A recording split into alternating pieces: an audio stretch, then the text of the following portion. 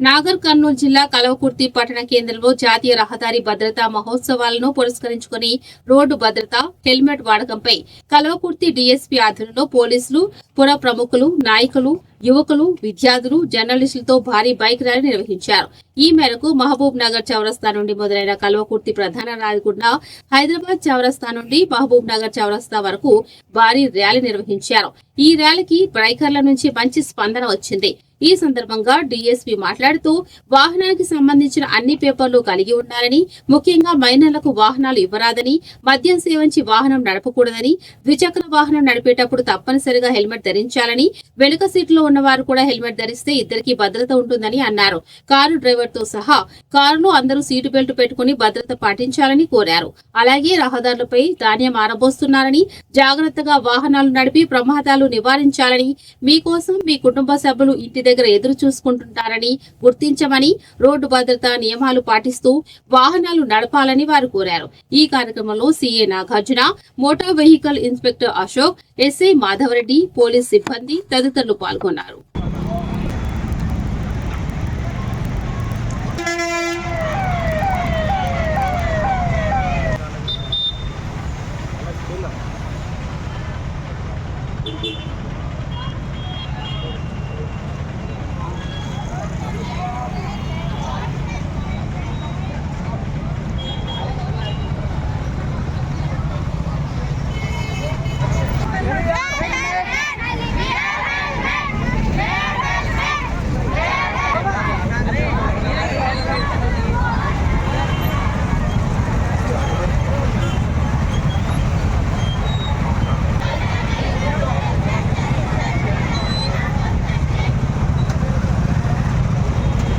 నిర్వహించడం జరిగింది.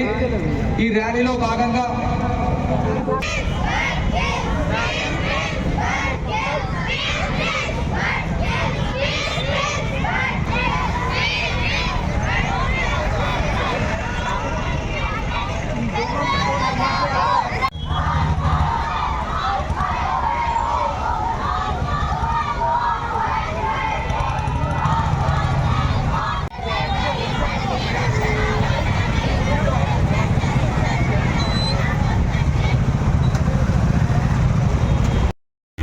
Drivers village నుంచి వచ్చే వాళ్ళు ఎవరైతే ఉంటారో వెహికల్స్ పై వచ్చేవారు డ్రంక్ అండ్ డ్రైవ్ చేయొద్దని కోరుతున్నాము.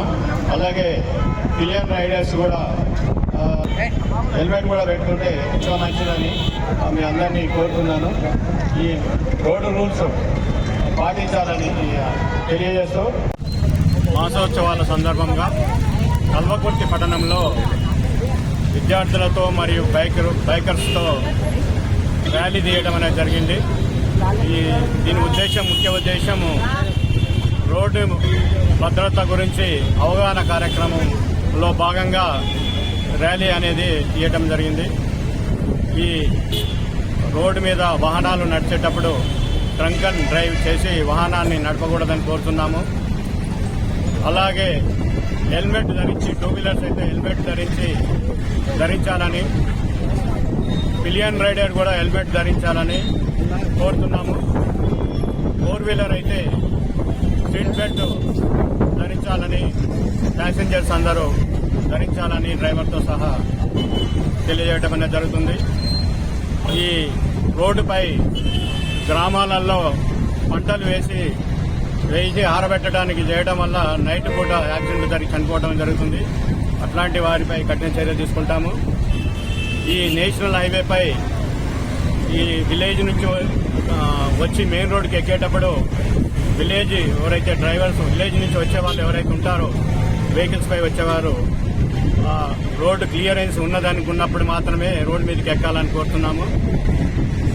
ఈ లేనట్లయితే యాక్సిడెంట్లో మరణించడం అనేది జరుగుతుంది. టూ వీలర్స్ అయితే మరణించడము, ఫోర్ వీలర్ అయితే ఇంజూరు, మరణించడాలు రెండూ జరుగుతాయి.